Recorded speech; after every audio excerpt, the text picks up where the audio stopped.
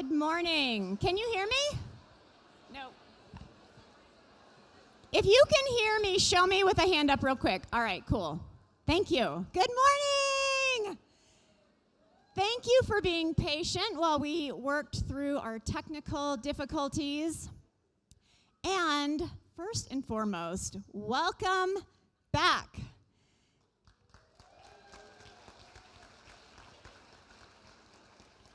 Welcome back, East Network Schools. On behalf of our superintendent, Dr. Anderson, I myself, Laura De La Cruz, Deputy Superintendent, both of us are so thrilled to welcome back our teachers. Yesterday, we welcomed back our teachers in the Northwest Network. This morning, all of you in the East Network this afternoon, all of our teachers in the Southwest Network.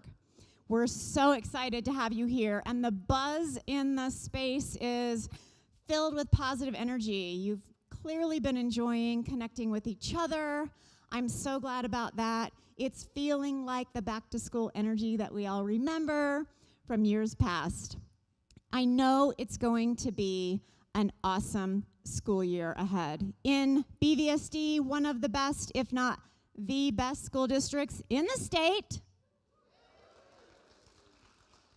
thanks to our incredible teachers.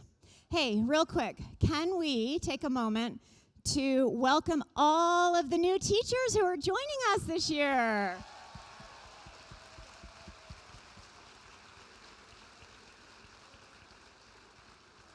We're so happy to have our new teachers joining Team BVSD. I certainly hope that you've all had an awesome summer, that you're coming back replenished, that you're bringing back all the good energy to share at your schools, with your colleagues, with yourself, with your students and your families. I know, I remember, I was a teacher for many years. I remember it can be a shock to the system to come back from summer break, but I'm definitely elated to feel the energy that you're all bringing with you. Also, before we go any further, there are just some shout-outs that we need to all together join in. One, can we thank the folks who have gotten this space ready? Our IT team.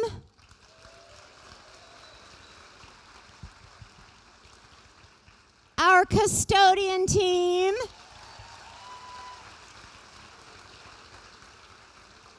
Also, a big thanks to our professional learning team who made all of this happen for you. I also just want to take a moment to spotlight two key people on our team who are with us today. They're right up front. If you would just wave when I say your name. Robin Fernandez, Assistant Superintendent of Schools. Dr. Gianni Thompson, Executive Director of the East Network Schools. Robin and Gianni work alongside your administrative team and you, so you'll see them in your schools, your hallways, your classrooms often, so be sure to say hello when you do. You know, as I said earlier, I was a teacher for many years, 15 years, and that time really created, along with some other lived experiences in the realm of education, created some lasting perceptions that guide my work, some driving forces. One, I have an abiding reverence for teachers and the incredible impact that you have on students and the hard work that goes into making that happen. Two, I've never forgotten the experience of being in the classroom, and I strive every single day for myself, my work, and the work of my team to meet your needs so that you can do your best work. So as a teacher at heart, first and foremost, I thank you, I thank you, I thank you.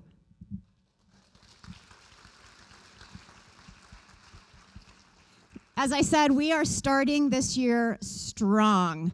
I shared with our new educators recently that we're in an era in Boulder Valley School District with a couple of things that are becoming clearer and clearer. They are purpose and progress.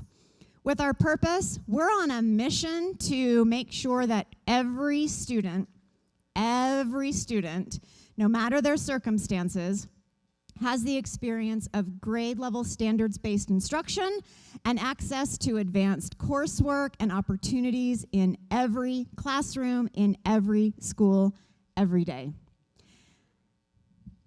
That's for you. And as for progress, that is showing up in so many ways. It's showing up in our most recent local and state measures and outcomes, in your everyday work, and in the resources that we're providing at a systems level to make sure that you have what you need as close to at your fingertips as possible.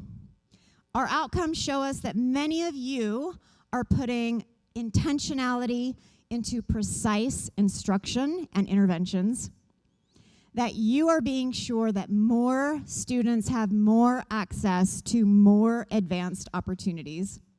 In fact, in many areas in BVSD, we've rebounded to pre-pandemic levels. And in other areas, we've exceeded those. And I know that you know this. That is a rare story across the country right now. So thank you for helping to make that happen. And if I can just be real for a minute, I'm just going to say it's actually most of our East Network schools making that happen.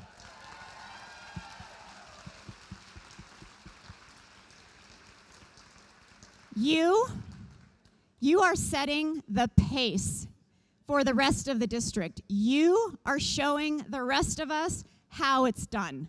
You are making sure that all students are growing and achieving.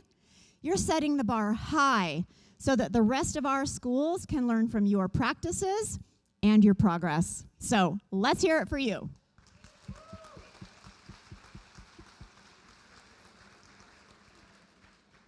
Some of our most important progress is in reducing and narrowing disparities in academics and discipline across student groups, which we will continue to focus on system-wide until we're completely there.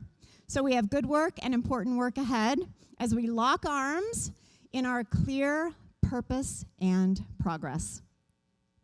I know you're talking about all of this with your administrator, with your school team, with your colleagues, but I do thank you for how you're contributing to our collective work.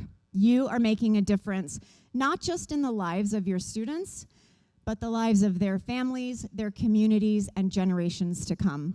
And I trust that every single one of you will join us this year in getting even better as we focus on that purpose and progress. My goal is always to listen to what you need and to respond as well as we can. And so many of you told us that what you really want is to be together in person with your colleagues for shared learning and collaboration. So here we are.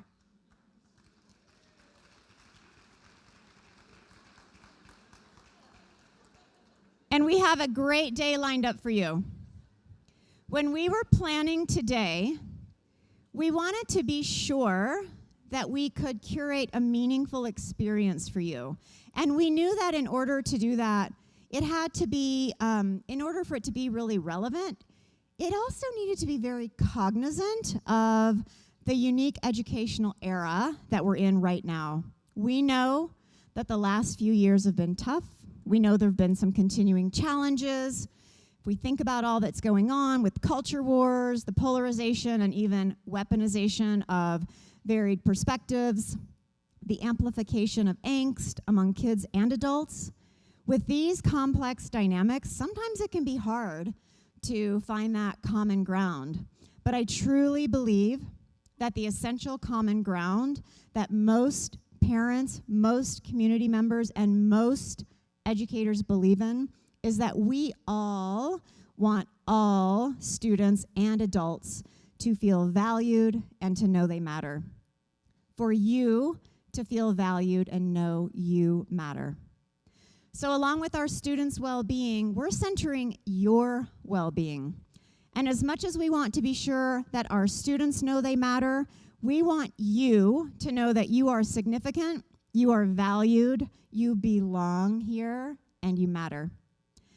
And this is why we're so excited about our special guest today, Zach Mercurio. Don't know where the clicker is. Ta-da! Zach is an author, a researcher, and a consultant specializing in purposeful and meaningful work and positive organizational psychology. He earned his PhD in organizational learning, performance, and change from Colorado State University, just up the road, where he serves as an instructor in organizational learning, performance, and change in that department. He wrote a simple but really powerful book called The Invisible Leader, and it's about the power of authentic purpose. And he works with hundreds of schools, communities, governments, and organizations around the world to cultivate and enable more meaning, more mattering, more motivation, well-being, and performance. The great news is that ensuring that people feel valued and know how significant they are to the collective work and to others, that's a skill set that can be learned, that can be scaled, and that can be implemented immediately. So today's keynote and follow-up session will focus on all of this and more with practical, applicable strategies. In our ever complex and rapidly evolving educational landscape, the concept of mattering stands as a beacon of insight and significance. So please join me in giving a warm BVSD welcome to our esteemed keynote speaker, Zach Mercurio.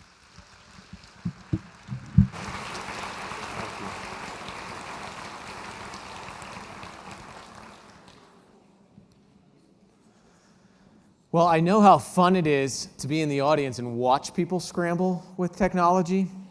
So you all did a great job with that. But it's even worse being here on stage trying to scramble with technology. But we're here, and thank you for our wonderful tech people for getting that figured out. I am well aware of one thing, and that's the luxury of my job is I don't have to do yours. Like, how nice is it that I get to just pop on stage, give you some tips and research-based practices to create more mattering, and then I get to get in my car, and I get to leave. You have to go back into your classrooms, right? And into your everyday pressures. I do not pretend to know that I can do your job or how to do your job. You are the context expert. You're the expert in the cadence of your everyday work and your everyday life and all of the pressures that you encounter. I've happened to spend the last 15 years researching what makes life meaningful and what makes work meaningful and what makes school meaningful in a place called the Center for Meaning and Purpose in a department of psychology. There is such a thing. And so some people call me the content expert. But you are the context expert, which is more important. So when you get that thought in your head that inevitably happens when you have a guest speaker, let me tell you, I've been at 15 consecutive professional development days on your side of things. When you get that thought, he doesn't know what he's talking about, what it's like to be me, I want you to stop, and I want you to ask yourself, how can I implement the essence of these practices, these powerful practices, in what I'm an expert in, which is my life, my work, my classroom. The second thing I want to just mention is German psychologist Hermann Ebbinghaus found that you will forget 90% of what you learn in the next hour in the next 6 days. That's hopeful, right? But that's if you don't do anything with it. If you don't do anything with it and think about it afterwards. This topic that we're going to talk about today is way more important than me. It's way more important than my research. It is fundamental to what it means to thrive as human beings. We're going to talk about a fundamental survival instinct to matter to others that we're born with, that never goes away, that's been being unmet in our cultures and in our classrooms and in our world. So I want you to think about, when you go into your breakout session, what am I going to do? What is one thing I am going to do as a result of what I felt in that room? I also want to make a disclaimer that this is not a session on telling you how much your jobs matter. You know how much your jobs matter. You educate the future human beings of our society. You know that. But there's a big difference between knowing that your job matters and experiencing mattering in your job. I was just working with a group of trauma surgeons at UC Health. They literally save people's lives every day. And many of them They have a meaningful job, but many of them don't experience meaningfulness in their job anymore. And largely it's a way, because of the pressures on them from their culture, the way they're treated by their peers, leaders, they've forgotten why they're here. Today is about how do we make sure that not only you, but how do we make sure everybody around you knows that they're valued by you and how they add value to you. So it's about you and the people next to you right now, but then translated into our classrooms. So how did we get here? Well, in October 2022, for the first time in history, this is the magic spot right here for the clicker, by the way. So make sure I'm right there. The U.S. Surgeon General, America's top medical doctor, weighed in on what needed to happen in the workplace for the first time. This is a big deal. The U.S. Surgeon General has only weighed in on physical disease. But for the first time, they weighed in on what needed to happen in the U.S. workplace to address the nation's mental health crisis and deaths of despair. And this was the framework. And you look on the lower left-hand corner, the crux of this framework is that everybody should be able to experience mattering in their work. Mattering is the combination of two things. It's preserving people's dignity. Dignity is someone's inherent worth regardless of what they do or what they don't do as a human being. So it's your worth, that you are worthy as a human being and you're treated as an irreplaceable, unique human being living an important and vivid life. The second is meaning, that you experience every day and every part of your work as positive, purposeful, and significant. You see that significance. And how did this come to be, that mattering at work was prescribed by the U.S. medical doctor? Let's see. Is that it? Is that it? There it is. There was a number of forces that were conspiring. Over the past 3 years, as you've noticed, there's been a global pandemic. A lot of people have described the pandemic as apocalyptic. The Greek root word of apocalypse is apocalypsis, and it means to reveal. What we've revealed in the last 3 years is that more than ever, people are reflecting on the quality of their jobs and their lives. People more than ever are asking the question, how am I spending my time? How am I treated where I'm spending my time? Human beings, you spend upwards of a third of your waking life in work, in the schools that you're a part of every day. Think about this. As a teacher, as a peer, you are partly responsible for where someone else spends 35% of their life. What we know is that people are asking, how am I treated there? How do I feel there? We know that the government has told many of you and others that you're essential. And now people are asking, do I feel essential? Do I feel irreplaceable? We know that there's not only jobs insecurity, but there's health insecurity, given the rising awareness of health issues.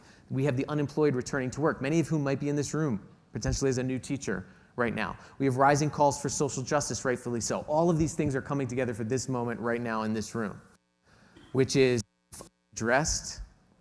We're at the tipping point of a potential meaning deficit, and we're already seeing that. Feelings of worthlessness, uselessness, insignificance. A lack of purpose is actually one of the biggest predictors of burnout, not unmanageable workload. Lack of meaning and purpose and lack of social support. Now, here's what's powerful. To address this meaning deficit, there's a skill set and a new emerging science of mattering, of creating mattering, that can enable everybody around us to feel significant. So this is why we're here today. And I believe that the skills to create mattering are the quintessential skill that not only educators, but every leader, and I mean anybody who influences anybody, will need to have in the coming generation to address many of the issues that we're facing as a society and in our world. And so, there it is. It's right there. What is mattering? Mattering is the belief that we're a significant part of the world around us that comes from two things: feeling valued and knowing how we add value. Mattering, it's not a touchy-feely, fluffy idea. It's a basic human instinct. When you were born as a baby, the first thing you did, researchers find, is you tilted your head upward to look for someone to value you. One of the first things I remember when my first son was born is I remember him reaching out and grasping my finger. Didn't even open his eyes yet. That grasping reflex is a grasp to matter to somebody. In fact, if you didn't procure mattering to somebody else in the first moments of your life, you would not be in this room right now. We are born seeking mattering before we search for food. It's a basic survival instinct. If we don't procure mattering, we psychologically and physically don't persist as people. So mattering is a basic survival instinct. It's not something that's touchy-feely. It's about as touchy-feely as feeding someone lunch who's hungry. Mattering is also, when we move into adulthood, it turns into the fundamental need for caring relationships. That instinct never goes away, and that fundamental need turns into a universal longing across every single occupation, every socioeconomic status. One of the common uniting trait of our species is that we are wired to search for meaning. And where does meaning come? It comes through our relationships with others. We learn our significance when we give each other the evidence of our significance. And that's what people who create mattering do for each other. They give every human being around them the evidence of their inherent significance. So mattering is elemental, and it comes first, right? You cannot ask a student to find their purpose, their contribution, if they first don't believe they're worthy of contributing. You cannot ask a student to use their strengths or soar with their strengths if they first don't believe they have worthy strengths. It is almost impossible for a teacher to care about what they're doing until they feel cared for by the people around them. Mattering is a prerequisite for everything we want in organizations, on our teams and in our classrooms. And today we're going to talk about how to create it. And I'm just going to keep clicking this until it changes. So here are the two sides of mattering. The first side is that we know how we're valued. And the second side is that we know how we add value. So feeling valued, these are things like when people know our full names. They know the nuances and details of our lives. They know and remember our struggles. They check in on us. They miss us when we're gone, right? These are everyday basic skills. And you may be looking at that list just there and saying, Zach, why do you have a job? You could just come on stage and say, hey, be a good human at work, and then walk off. Save us a lot of time, right? But the problem is, if you think you're good at these things, do you know your FedEx driver's last name? Did you call your barista who gave you your coffee by their name that's listed on their name tag? Did you ask them how they were doing? Did you stop and the person in the back of the line look up from your phone and ask them how their day was going? That person, that teacher that you know has a parent or family member that's in the hospital, when's the last time you checked in on how they're doing? When's the last time you offered an action to alleviate that struggle? Or if you know your fellow teachers are overloaded, when's the last time you've offered to help and lift that load? Right? Oftentimes we leave the most important things to other people up to intuition. Oh, I'll just be a good person, so I do this. But the problem is common sense is usually not common practice. Look at your to-do list today and how many of these things made it on there. What we need to do is we need to turn this common sense idea of being good humans to one another and making sure people see their significance into a common everyday practice. And that's what we're going to do over the next 40 minutes and then in your breakout session today. The second half of this is I add value. These are things like you show people how their unique gifts make a unique difference. It's more than appreciation. It's more than just gratitude. It's actually really showing somebody and revealing their unique strengths and gifts that only they bring and showing them how those gifts are indispensable to a bigger whole.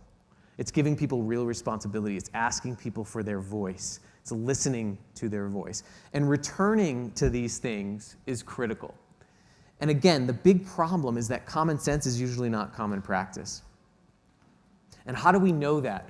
Well, when we look at research on why people left a job over the past 3 years, we don't find that people left because of pay, benefits, or flexibility, where, when, and how they work. Regardless of what the popular media will tell you, research on over 34 million people, one of the largest studies ever on people switching jobs, found that the number one predictor by far of people leaving was feeling unincluded, disrespected, and in a toxic culture where they don't feel valued. It is 10.94 times more likely to predict someone actually making the decision to leave than pay or flexibility alone. It doesn't mean that pay is not important. Obviously, it is important. It's basic, but pay is compensation. It compensates someone for their time. Pay does not value a human being. People value human beings. We also know that failure to recognize employee performance, failure to be recognized, failure to know how you add value is almost 3 times more likely to predict someone leaving than pay, benefits, flexibility alone. These other things here, Job insecurity, that's literally being organized out of a job. Poor response to COVID. High levels of innovation is being asked to do too much without the resources to do it. But these two things I highlight because these are directly in the locus of control of both a leader and you as a peer. These things are built through interpersonal relationships. So we can take captive our cultures and create cultures where everybody feels significant for those around us. I lost it. I lost the magic spot. There he goes. Thanks. Can somebody up there help me if it doesn't work? Can you go back a couple? Can you go back a couple? Can you go back one more, please? Back one more. Oh, no. Forward one more.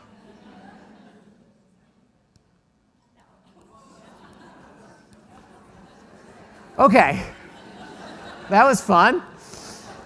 Even before the pandemic, what we were finding was almost 65% of people felt undervalued or underappreciated in their work. We knew that almost 60% of people in the world felt underrecognized, and a lack of appreciation was a key reason why many people left their work. There's a Navajo proverb that talks about hospitality, and it says, treat your guests like they're tired, cold, and hungry, and act accordingly. Assume your guest is tired, cold, and hungry, and act accordingly. I think what we need to do is assume that people around us feel undervalued, lonely, and underrecognized, and act accordingly. Because that is what's happening, as we're seeing in the data. But here's what we do know, is we know that while this is happening, almost 80% of people in various occupations indicate that they feel like experiencing meaningfulness is a daily top priority. For example, raise your hand if you prefer to feel insignificant at work. Right. There's many different, someone in the back, I love that. There's many different generations in this room right now. Many different generations in this room, right? A lot of people say, hey, Zach, you look like a millennial. It's just like you need meaning, as a millennial. It's not. It's not a generational trend. It is a basic human desire. We all need meaning. Can you imagine that? Like some people, like disgruntled people, oh, those millennials, they really want significance. We all want significance and to feel like we matter. So when I go like this, that just means to go forward. Thank you. And now when we look at what's happening in schools, it's potentially even more dire. Education Week did a study of over 66,000 students 2 years ago, ages 6th grade through 12th grade. They asked them, how many of you do you think your teacher would notice if you were absent? Over half of that sample indicated that they did not think their teacher would notice if they were absent. 66,000 students. Can you just click on the PowerPoint and double click on the PowerPoint there? It's that first one. Yeah, there you go. Thank you. And can you go down to the slide we were at? No, don't. Yeah, you can resume slideshow, I think. But I really want you to pay attention to this because almost 46%, oh, that was quick. Good job on that one. That's hard to recover from that. Almost 46% of students indicated that they didn't feel valued by their school. Now, I want you to think about this for a minute. It's almost impossible for anything to matter to a human being who doesn't believe that they matter. So when we expect people to care about something, when we expect people to input effort, it's almost impossible for a human being psychologically to care about something until they feel cared for. That is why mattering must come first. So we are in this place, just forward, thanks, where common sense has become not common practice. And why is this? Well, first, it's because our attention as human beings is limited. We have finite human attention. And oftentimes when we start something, the what and the how we're doing is aligned with why and who we're doing it with. So it's easy when things are going well to really think about who we're doing things with and why we're doing it and reflect on that. But inevitably, stuff happens. For example, external pressures, global pandemics, life events. stressors in our lives, technology issues, HDMI cords. Things happen to us. And we only have limited attention. Human attention is really the most finite resource on the planet. And what happens is the more stuff happens to us, the more our attention goes to what and how we have to get through it. The more attention we devote to what we're doing and how we're going to get through it, how am I going to get through this day, how am I going to get through this school year, the less attention we have to focus on why we're doing it and who we're doing it with. And the problem is if we don't have practices and strategies to make sure the who and the why become tightly coupled with the what and the how, we actually inadvertently deplete the very resources we need, which resides in who we're doing it with and why we're doing it, to respond to the things that are stressing us out in the first place. This is one of the biggest things we find in healthcare, for example, that contributes to burnout. It's that people are not investing strategically in the two things that actually mitigate burnout, aside from manageable workload, which is social support, creating environments where everybody matters around them and reminding people how they matter, and re-emphasizing purpose. Why I'm here, why you're here. And we can't rely on us to do it alone. When we're tired, it's very hard to think, why did I get into education today? But you can remind the person next to you, hey, I want to just remind you why you're here. This is what I see. And we have to do that for one another. And that's what part of this is to make sure that we don't get this split, especially in a profession that has such a high level of purpose. So what I want you to do, and as we think about this idea of mattering, one of the best places to look for how to do this is actually just in our own lives. I want you to think about the moment here at BVSD when you most believed that you mattered to someone else. Really think about a specific moment when you most believed that you mattered to someone else. Now, this prompt is in the packet you have, so if you like to take notes, I know some of you all are already taking notes, which is great. Write down a few notes to yourself. And what I want you to be especially attuned to is the practices the person used to do this. So what did they do when they helped you feel like you mattered? This is called practice spotting. It allows us to look back at our lives, to create the experiences that we've had for others, to really identify practices. And then we're just going to take about 3 or 4 minutes, and I want you to share that moment, and more importantly, what the person did with the person next to you, or if you're in a natural group of 3, that's great, and then I'll bring us back. All right? So share this moment when you most felt like you mattered to someone else, and then we'll bring it back. Go for it.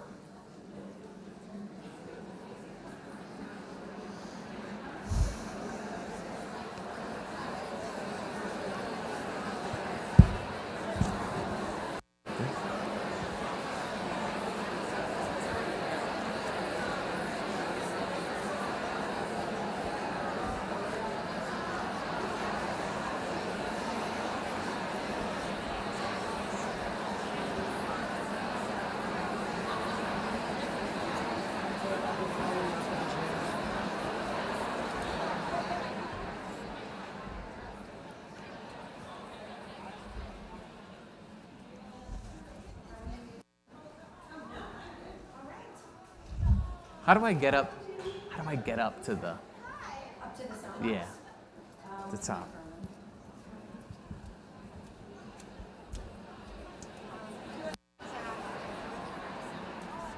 How do I get up to the tech thing? How? I don't know. Can you tell them what? Can you tell her when I do that Yes. to just advance the slide if it doesn't go the first time? Okay.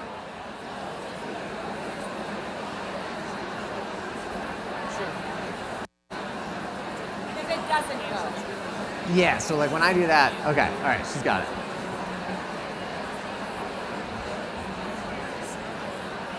You're doing great. Sorry I talked fast. Okay.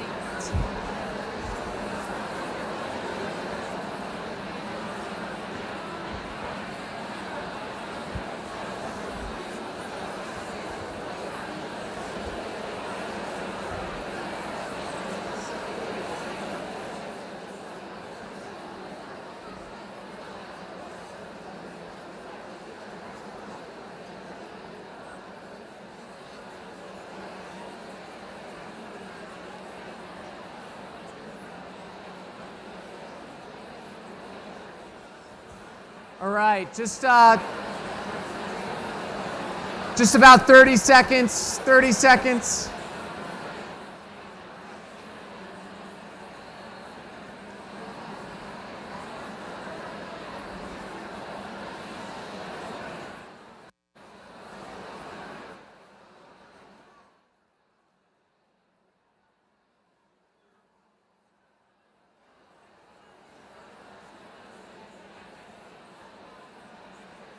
All right, 10 seconds. 10, 9, 8, 7, 6, 5. These are long seconds. 5, 4, 3, 2, 1. You can tell I have 2 boys at home, 8-year-old and 5-year-old, so the countdown works for them. How many of you all had a moment that happened in just a regular interaction? Raise your hand. Just like everyday interaction. Good. How many of you had a moment that was like some big award or big awards banquet or something like that? Or how about when you got paid more by somebody else? All right. So look around. What we know from the research is that mattering happens in moments. It does not happen in the big things, the big awards banquets, the big celebrations. Those are important. Those are symbols. But when we feel like we matter to other people, it happens in moments. It happens in interactions. Your next great leadership act is really in your next interaction. Leaders and teachers who do this really well for their students are interaction optimizers. They're not doing anything else.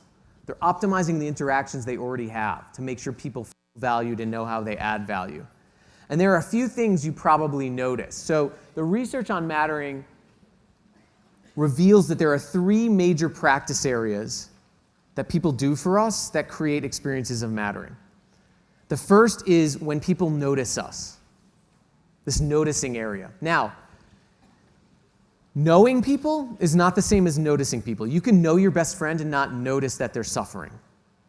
You can know your students really well, but not notice that they are repeatedly struggling to get motivated at the beginning of the day. These little nuances of people's lives. Noticing is the deliberate act of paying attention to the ebbs and flows of people's lives and the details of people's lives and offering an action to check in on them.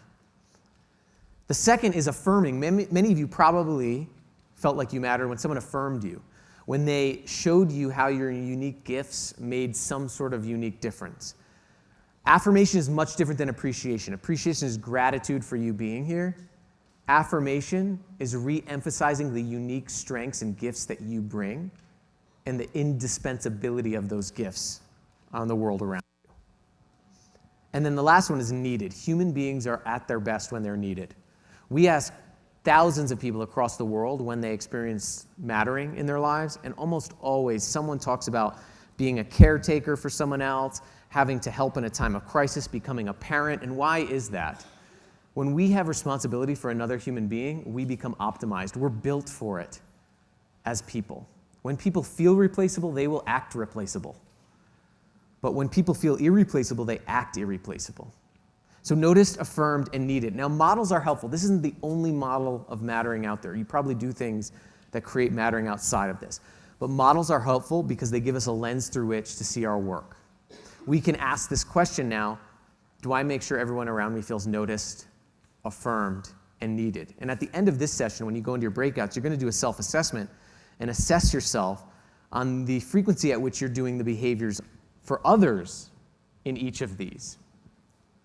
You can also remember this because when we code computer data, we use NaN, which means not a number. But it's really powerful to remember this. Do I make sure everybody feels noticed, affirmed, and needed? Let me show you the power of this in everyday life. This is Ellen. She's a janitor at Colorado State University where I do research. One of our first studies is we embedded ourselves with a group of custodians for 1.5 years. And we were trying to understand what creates meaningfulness in a job that's often works late nights, it's often invisible. They do the behind-the-scenes work that make everything else possible. We were trying to understand what creates meaningfulness in those jobs. And so we asked all of the custodians, when is the most meaningful part of your job? And Ellen proceeds to tell me that it's on Monday mornings when she's cleaning the university dormitory bathrooms after the weekend. Now that sounded yeah, that's how I felt. So I was a PhD student at the time in this study, so I broke out of research mode very quickly. And I said, oh, that sounds gross, And she's like, it is, it's the part of my job I actually hate the most. And I said, well, why is it the most meaningful to you? And she goes, because every time I cross that threshold of that bathroom, I say to myself, I'm cleaning this bathroom so that these kids don't get sick. Yeah, that's powerful. But what we find in thousands of interviews is that people who experience high levels of mattering tend to be able to have a so that mentality. They can link whatever it is that they're doing with its inevitable human impact. What is your so that? But the way we create that so that mentality is through other people showing us the evidence of the so that. You'll also notice that Ellen has hats on her lap. She uses her hard-earned breaks to crochet winter hats for all of the students in the dormitory she's cleaning that semester. And we asked her why, and she goes, when I go to my car in the winter and I see just one student wearing one of my hats, I'm reminded of why my job exists. And you think, wow, Ellen's amazing. And she is, but she was near homelessness before she got this job. It was the only job that would hire her. And she said in her first 2 weeks on the job, she was looking down and she kept saying to herself, I wish I could have done something more with my life. Why am I just a janitor? Why did I just have to get this job? And that was when one supervisor noticed her struggling. He brought her into a break room, she said. He pulled out a dictionary and had her read the definition of custodian as a person responsible for a building and everyone in it. And she said that it was the first time in her life that someone had showed her she was worthy of responsibility. That one interaction, she said, changed her belief system about her job. It allowed her to adopt that so that mentality. That supervisor noticed that she was struggling, affirmed her, and showed her how she was needed for all of those students in that residence hall. And what we know is that people who thrive in work, people who thrive in the classroom, tend to have regular moments of mattering like this that can dramatically change the trajectories of their self-belief systems. Ellen's been at the university for over 30 years. She's one of the most sought-after janitors. She's built a great career. She just approached me about being a public speaker to tell her story, and she wants some coaching to do that. But that supervisor, she doesn't even remember his name. That's how powerful these moments of mattering can be. And what we find is that moments of mattering, can you go back one? Moments of mattering can increase self-worth, which can increase motivation. Research finds mattering increases serotonin, oxytocin, and dopamine. You don't have to remember those things, but they're the neurochemicals that control for mood, movement, and motivation. We know that it buffers against the risk for depression and lower stress and can lower anxiety. Researchers in Tennessee did blood samples for over 6 months every week of over 1,000 residents and then had them rate their relationships on how much they felt like they mattered to that person. And objectively, people who had more relationships where they experienced high levels of mattering to, regardless of how close, so it could have been just acquaintances, experienced objectively lower cortisol levels in their blood than those who did not. And it had a predictive effect on literally the chemistry of our bodies. So mattering to other people is essential. And it's not surprising now, though, as you're sitting in this audience, because mattering is a survival instinct. It would be like being someone who's malnourished if we didn't experience mattering to someone else. Unfortunately, and fortunately, mattering is something that we can fill. It's a gap that we can fill. A great example of this comes from Ellen Langer at Harvard University. She did a study with nursing home residents, and she split them up into 2 groups. One group, she observed over 18 months. The other group, she observed over 18 months. She controlled for risk factors for genetic predisposition to early mortality and all sorts of other factors. And all she did differently with the experimental group is she gave them a house plant and said, your job is to keep this house plant alive. What she found after 18 months was that over twice as many residents in the group that was tasked with keeping a house plant alive were alive after 18 months in the control group. This idea, right, of being responsible, of being needed by other people has protective qualities in our lives and as human beings. And what's powerful is this was just a houseplant. Imagine when we tell somebody next to us, if it wasn't for you. Imagine when we tell a student, if it wasn't for you, this classroom would not be this way. You are indispensable to what we're doing. You are irreplaceable as a human being. Imagine if everyone knew that and felt that. But just as powerful as mattering is, as equally powerful is the experience of anti-mattering. I was asked to go work with a group of window washers. One of their responsibilities was to wash the bottom floor windows of this industrial complex on this corner because the client liked having it look nice every day, and they would do it every morning. The supervisor hired me and said, I need you to go motivate these people. They're unmotivated. That's like how a lot of my engagements start in organizations, not this one, but a lot of how my organizations start, interventions start in organizations. But I rarely find motivation issues in organizations. I frequently find anti-mattering issues. I went to group and I said, hey, if you were running this place, what would you do here? Did I see an unmotivated group of people? No. Instantly, boom, they shot up. I couldn't even stop them from talking. I didn't have enough time to listen to all their ideas. They had never been asked for their voice before. And then a woman followed me out, and she goes, when I started in this job, I was tasked with cleaning those bottom floor windows for that industrial complex. And then she gave me the address. They all know the address. And she cleaned it, right, and every day. And then she said, I realized something. I noticed something. At 3 p.m. every day, the sprinkler system came on, and it was aimed wrong, and it would splash the windows, and it would leave watermarks, and then the next day I'd go clean up that avoidable mess. She goes, I had a great idea. I went to my supervisor. I said, hey, let's aim the sprinklers differently. We could save staff time. And the supervisor said, that's not our job. That's the sprinkler people's problem. You need to just do your job. She put her head down for the next 5 years, started her day doing an avoidable task. Her voice wasn't heard. And when we share our voice, we're sharing part of ourselves. So she wasn't heard. Was this an unmotivated person? No. This was the inevitable withdrawal response to feeling invisible. Feelings of invisibility result in acts of desperation or acts of withdrawal. And those acts of withdrawal, isolating, leaving, you know, quiet quitting? Quiet quitting was a trend based on feeling invisible and like you don't matter. It's the inevitable withdrawal response. A lot of people got it wrong in the analysts, but when we look at the research, we can track that down to feelings of anti-mattering. This is what people say to us when they experience anti-mattering. They say things like, it really rakes on me, it makes me feel worthless. Why do I bother? I feel completely pointless as a person.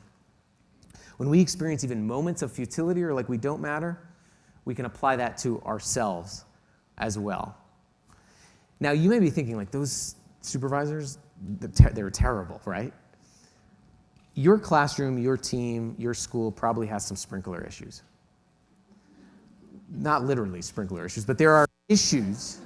There are things, there are small moments where someone's idea or voice may be inevitably looked over. Maybe you're in a rush and someone comes up to you and says, I have this idea, and you go, okay, I don't have time, you don't really listen. That's a little moment, right? Or maybe it's a moment with your team where you're just going through the motions and you're going through the process of starting up a new school year, but you've forgotten to talk about why you're doing it or the human impact of the task you're doing. These little moments over time can build up, right? So one of the things I want you to think about through this session is think about those sprinkler issues, those little moments that you may have overlooked that could inadvertently and unintentionally create an experience of anti-mattering for someone around you or someone in your classroom.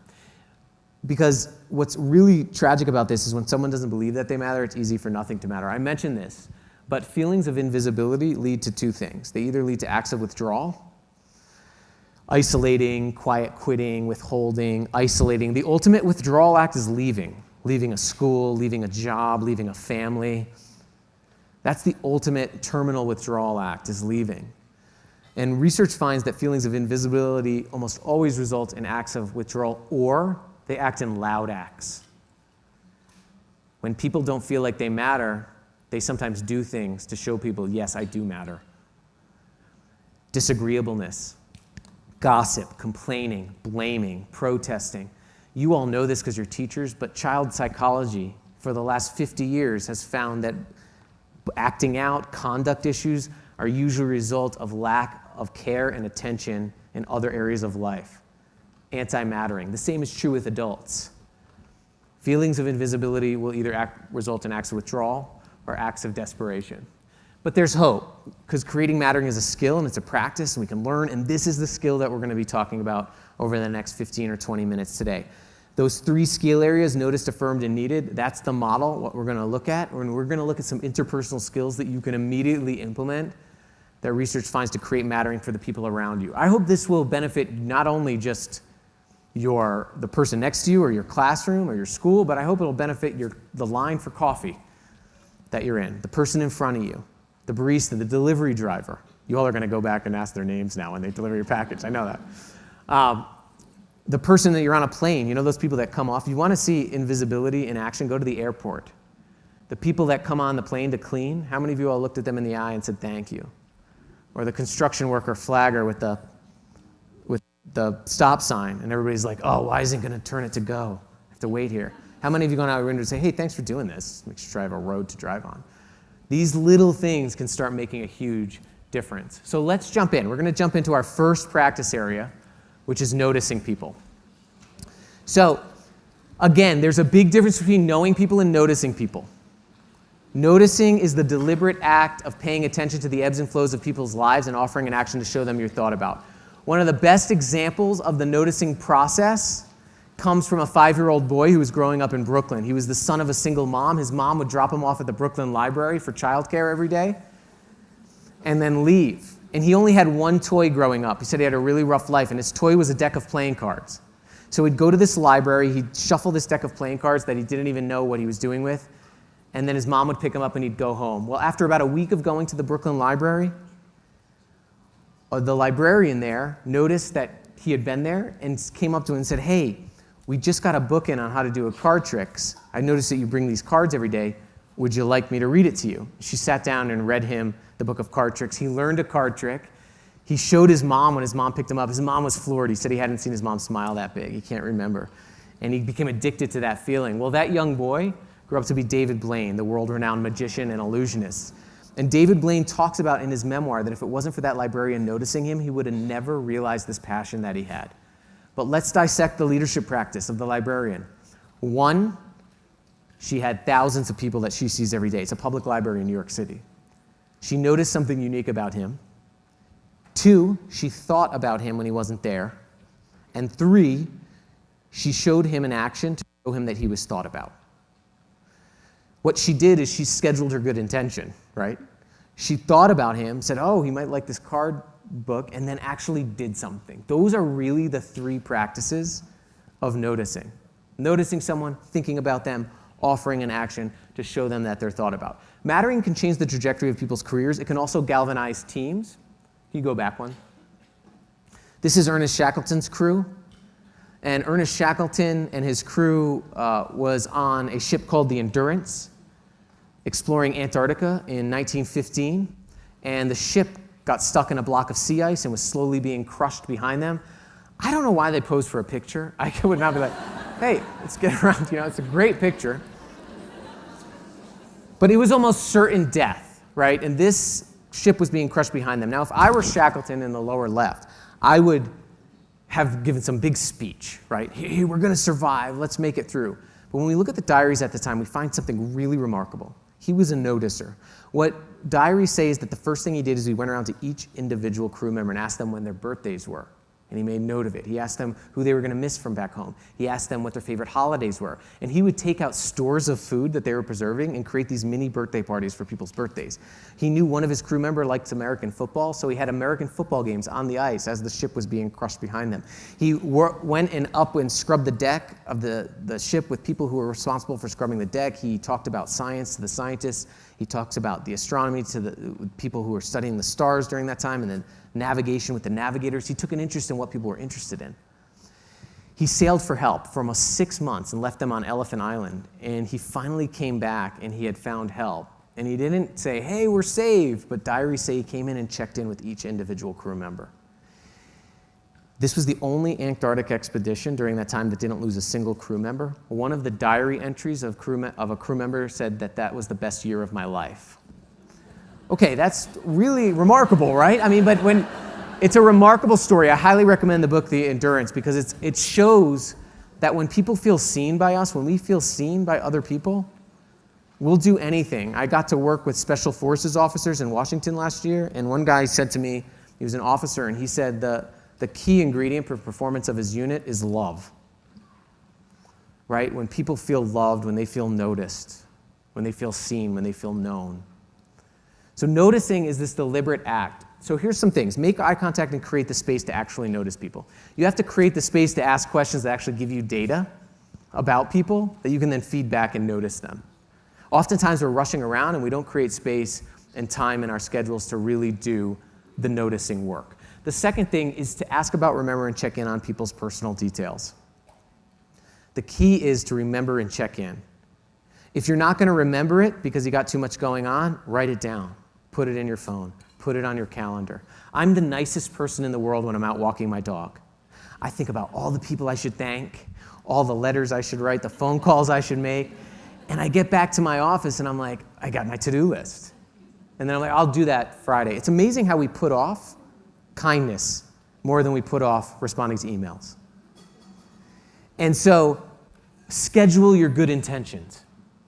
When you have that good intention, when you notice that student is struggling, when you feel that little pull to check in, or I should say something, schedule it. Practice compassion.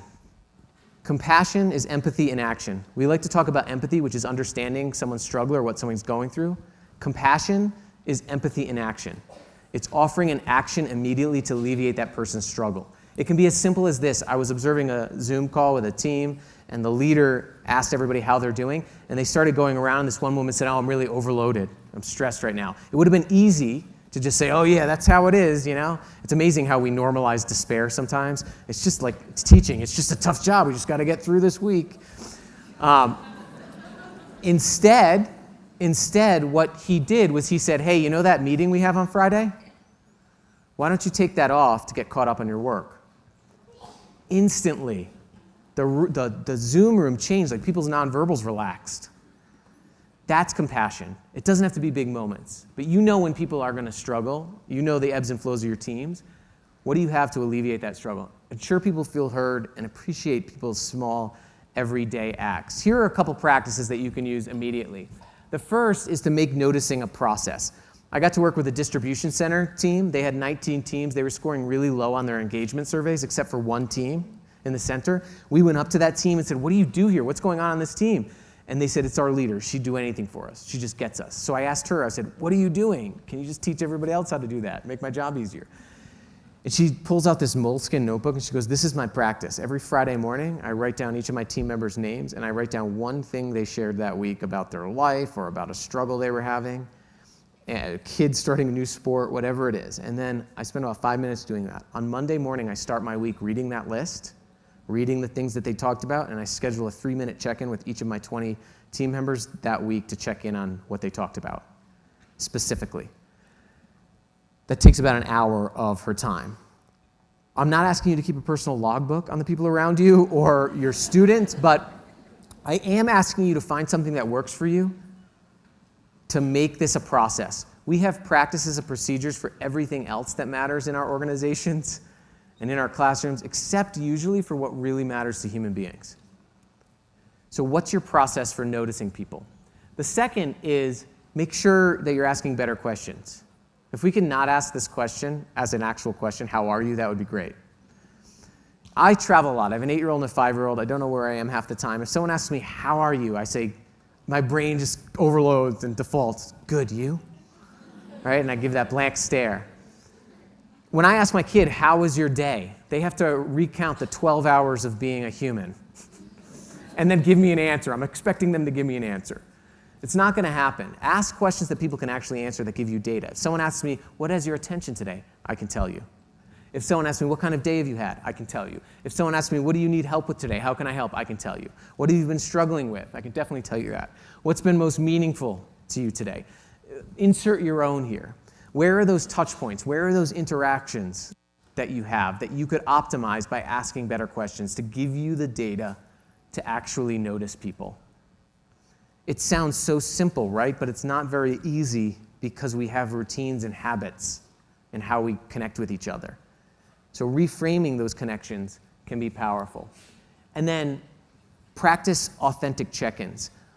One thing that we don't do a great job of is to check in on how people are doing before we start what we're doing with them. This is one of my favorite tools. It's called a green, yellow, red check-in. You can do this as a peer, you can do this as a leader, you could do this in your classrooms. All you do is you simply say green means you're good, you're in flow, yellow means you're kind of reactionary, you may be experiencing some stress, and red means you're offline, right? You got going on. And you just do a regular check-in, at least once every 2 weeks. How's everybody doing? I'm a yellow. You have each person just give their color, nothing else. It's not a big deal. Your job is not to psychoanalyze them and change their color either, right? It's simply awareness, and here's what you will see happening. Imagine if I'm in a check-in meeting and we do this with my peers, and I know Katie is a red. Do you think I'm going to vigorously debate with Katie about her curriculum or projects if she's a red that day in front of everybody?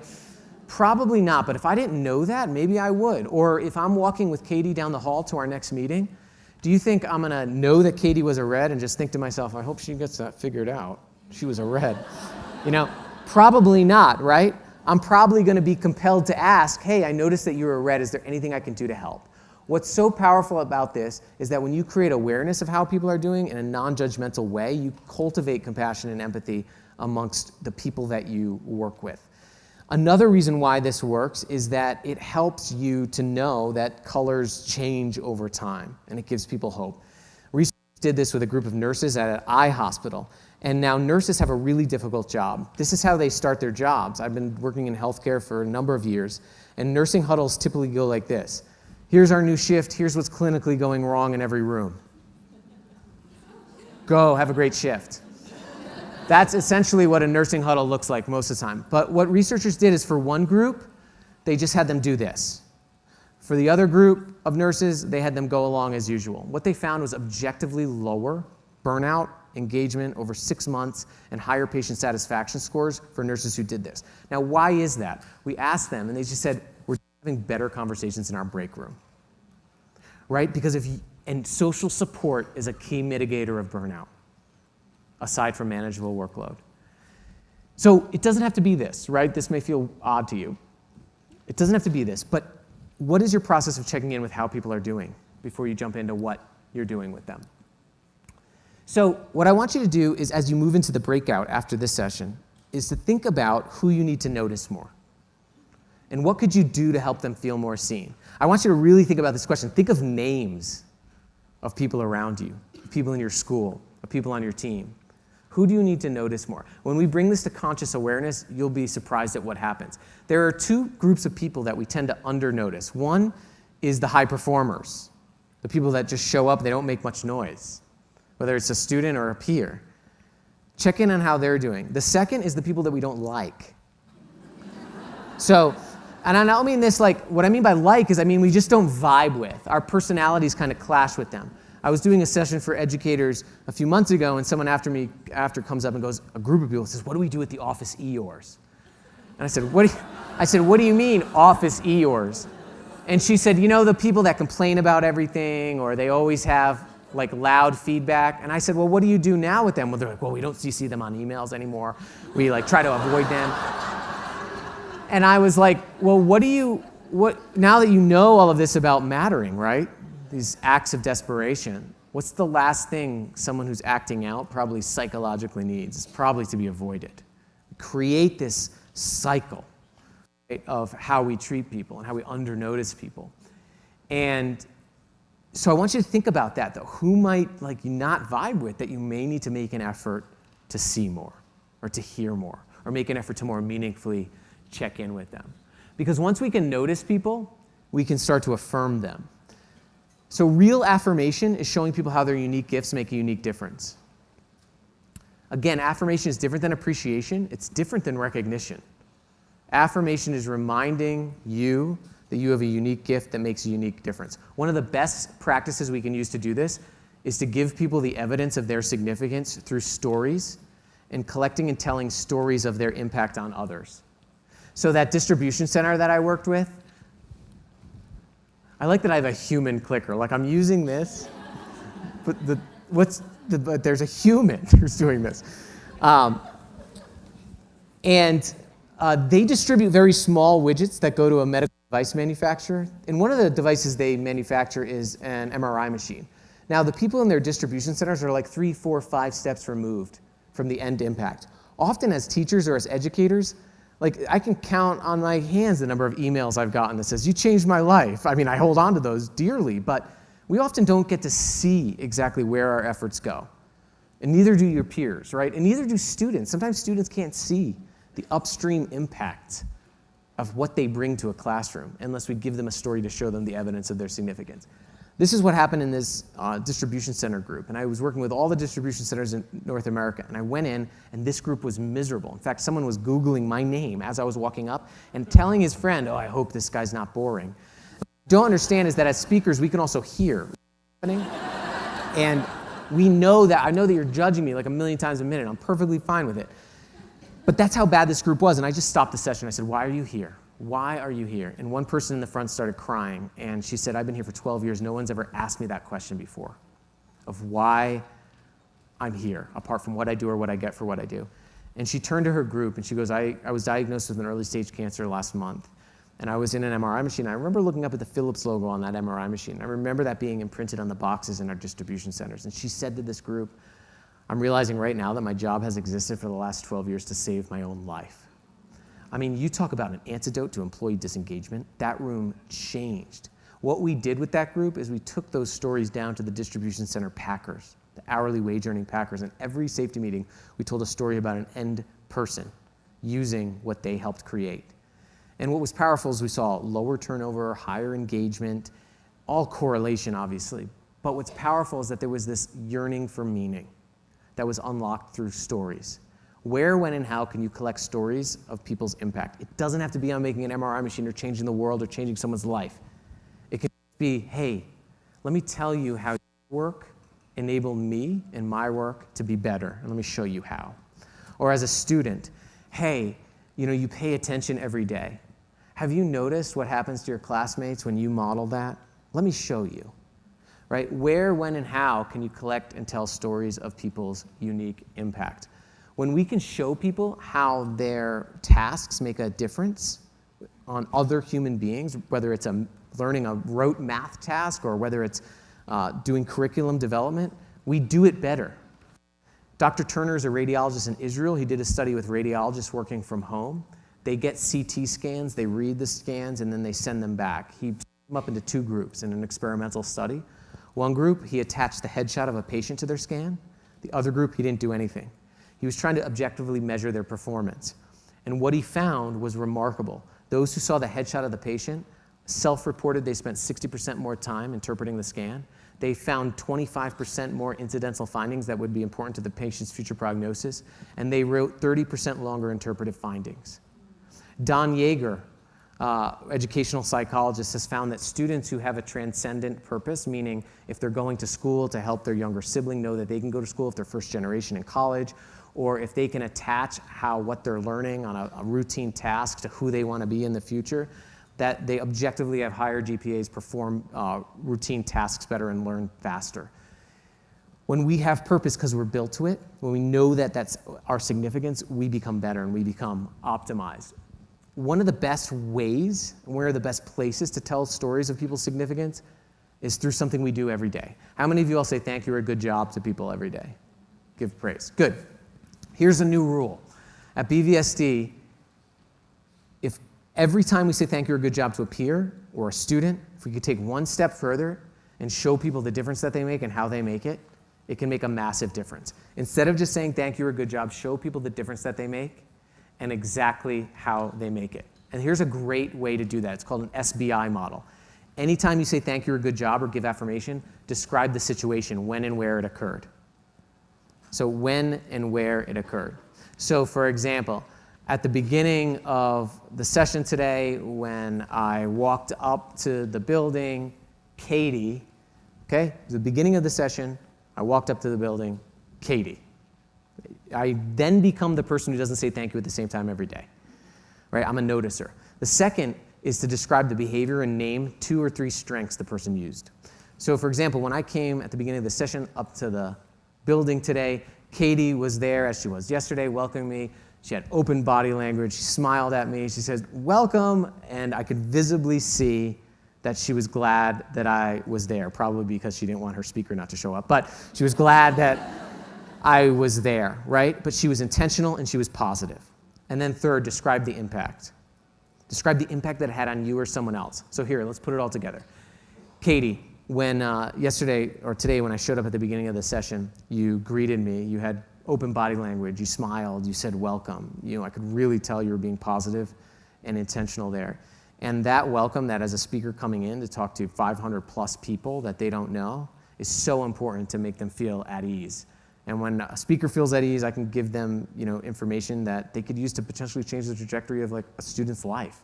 So thank you for being there, right? It's much different than, hey, thanks, Katie. See ya, right? Because it affirms. So think about that. Another area that you can use this in is how you delegate tasks or even how you give assignments to students. Before you tell someone what to do or how to do it, make sure that you're showing them why it matters, why it's necessary, and the strengths they already have to do it. So for example, if I'm delegating Katie to be the welcoming person, instead of saying, hey Katie, can you be there at 9 tomorrow to welcome, right? Which is how we typically delegate or talk about tasks, especially ones we do routinely. I can say, hey, Katie, you know those sessions that you've gone to where you've learned something from the speaker that you've taken back and it's changed someone's life? We want to create that here. One of the things that's necessary to do that is to have the speaker feel comfortable right when they walk in. And you're really positive and intentional, so I need you to use that on this task. And oh, by the way, can you do that tomorrow at 9? Right? Kate would have to be like, no, I don't want to create life-changing experiences today. Right? It's so different, but it's often opposite to how we talk about tasks. This is with one another. Like, think about those projects and things that your peers do for you or your work group does every single year. They've become routine. If you've been a teacher, especially for a long time, you've done the same thing over and over and over and over with your team every year for 20 years, and you've forgotten to talk about why you're doing it, why it's necessary, and remind people of the strengths they have to do it. This is a great way to start. What tasks can you reframe so people can see their significance? And then finally, many of you are mentors to each other and to our students. We can also ask better questions that assume people matter. Like, instead of like, hey, what do you want to do with your life or career? Ask people, what do you want your life or career to do for others? Instead of, if we could ban this question, where do you see yourself? It requires people to be a mystic and predict the future, and it subtly tells people, hey, you're just 5 years away from really mattering, you know? Instead, if we could ask this question, hey, what kind of impact do you want to have made in this classroom this year? What kind of difference do you want to make in this classroom this year? What kind of impact do you want to have made at BVSD or our school in the next year? Right? What this does is it assumes people matter. And instead of like, what's your ideal job? What do you want to do? What problems do you want to solve with your strengths? What do you want to make better? What makes you come alive? Right? These questions can be powerful and transformative because the questions we ask people direct their attention. Are you directing people's attention to what matters? So to recap, know and name others' unique strengths, show others how their strengths make a difference, show how what they do impacts others and what they make possible, and then ask more meaningful questions. So the reflection question for your breakout is to really think about where and who might need to be affirmed more, and what can you do immediately? What's an action that you will take to more meaningfully affirm people? And you're going to get to talk about this in your breakout session. But let's end with our last practice area. Because people feel noticed when they feel affirmed, they start to feel needed. Feeling needed is feeling indispensable and essential. It's the feeling that I am relied on. And like I said, human beings are optimized when they're relied on. But I do want to point this out, because I mentioned this earlier, that when people feel replaceable, they'll act replaceable. What's your name, sir? Greg. Craig? Yes. Okay. If I were to be like, hey, Craig, you want to go to this dinner party at my house tomorrow night? And Craig was going to be trying to be nice, and Craig's like, yeah, I'll go. And then he wakes up tomorrow morning and is like, doesn't really want to go. How easy is it for him to get out of that plan? It's pretty easy, right? Just like, I just didn't make any commitments. But if I was like, hey, Craig, I need you to bring dessert to my dinner party tomorrow night. Will you come?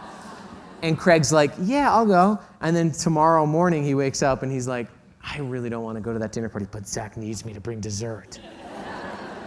I am not suggesting that you psychologically manipulate people into attending your dinner parties, but I am trying to show you the psychological power of feeling needed.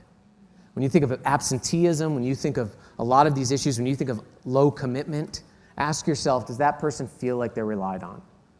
Do they feel like they're irreplaceable and indispensable? Or do they just feel like they're another person that could be replaced at any point?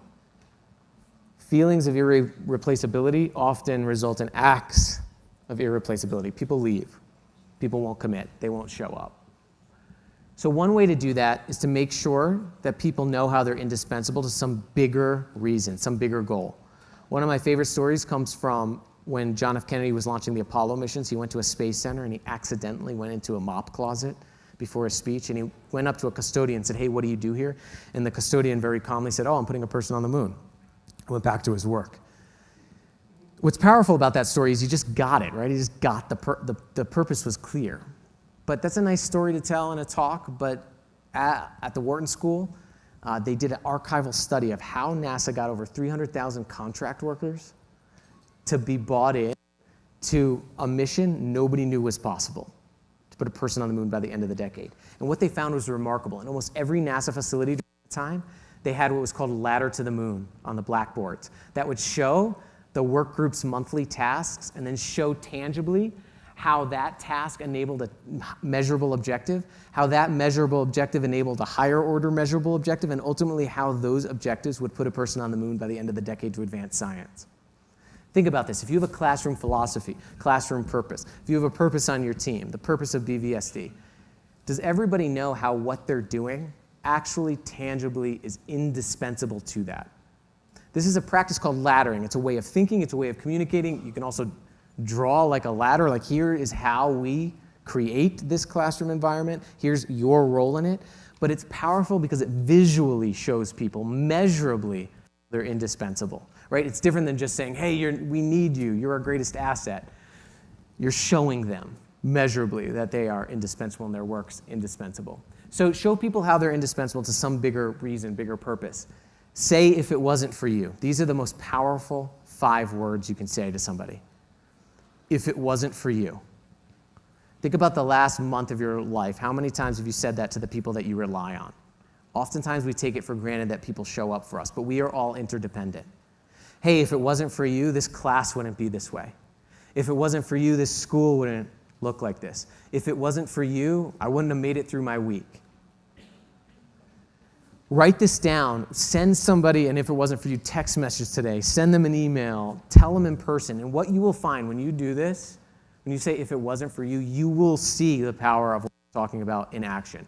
There are few things more powerful than when a human being believes that they matter. So to recap, the 3 practice areas are noticing, affirming, and needing people. So your action area for this one is to think about who might need to feel like they are relied on and like they're needed. So, as you go forth into our breakout, what you're going to do is you are going to be self-assessing your own behaviors on every one of the behaviors we talked about. And the goal is that at the end of that, you will have sort of a compass for yourself of what you already do really well, what comes naturally to you, and what you can strategically continue doing, and then also what you might need to work on. And so what I want to do is I really want to thank you for being here and thank you for your time and your patience and trusting me with your time.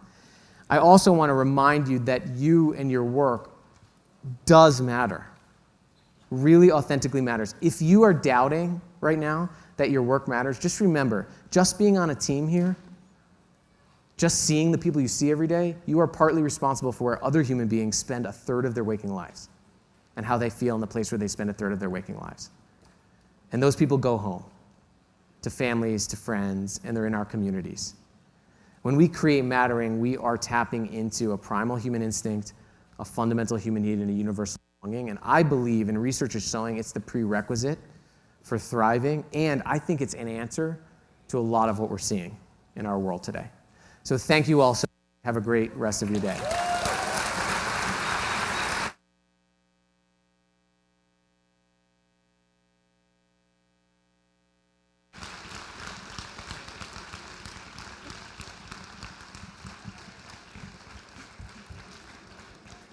And yes, Zach is right. I did have an overwhelming, joyful moment when I saw him, not only because he was here, but because he is one of my favorite speakers. So let's give him one more round of applause.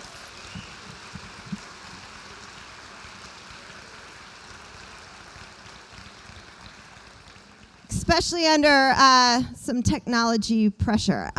So now you're going to break out into your school groups.